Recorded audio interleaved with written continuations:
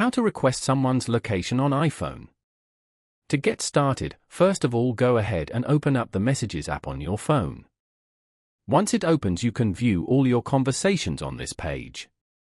Now, search for or select the chat with the person whose location you want to request and tap on it.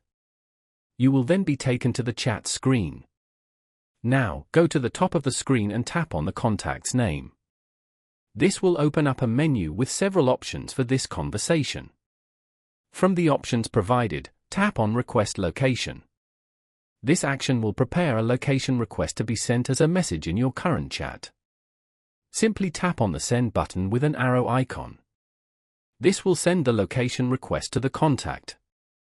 Following these steps, you can easily request someone's location on an iPhone. Thank you for watching. Please leave a like if this tutorial helped you, or leave a comment below if you have any questions related to the video.